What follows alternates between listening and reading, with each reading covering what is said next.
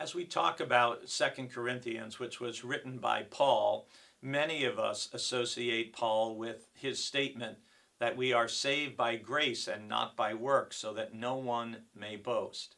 But we also need to remember what Paul writes repeatedly about us being accountable to God, and that we will all appear before the judgment seat of Christ.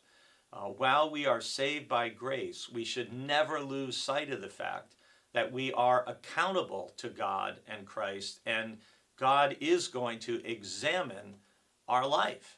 And I'm afraid that there are some Christians who, in my opinion, are a little too loose, a little too careless, a little too casual, if you will, who just think, well, I said a few words about accepting Christ and I can just live however and do whatever I want. But in Second Corinthians chapter 5 and verse 10, Paul says very clearly, "For we all must stand before the judgment seat of Christ, so that each may receive recompense for what has been done in the body, whether good or evil."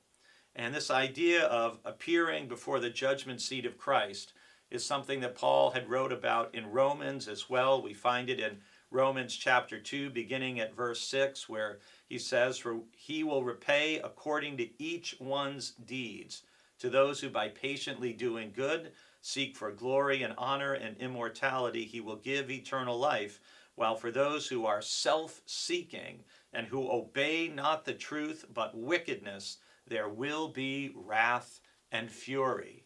And Paul comes back to that again in Romans chapter 14, where he says, "For we will all stand before the judgment seat of God, so then each of us will be accountable to God."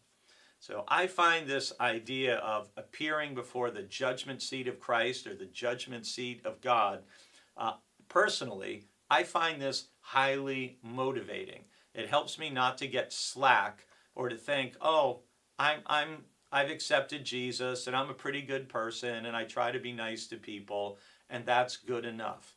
I try to imagine myself standing before Christ, having lived my life on this earth for however long I have, and having to give an account for my life, my decisions, my choices, how I treated people, my actions, my lack of actions. And I also think of the words Jesus said when he told people, "You're going to have to give an account for every careless word you utter." Wow. So, today, while we are all grateful for God's mercy and God's grace, let us never forget that all of us will need to stand before the judgment seat of Christ and be accountable for our life. So let's do our best to live a life worthy of Christ, who lived and died and was raised for us.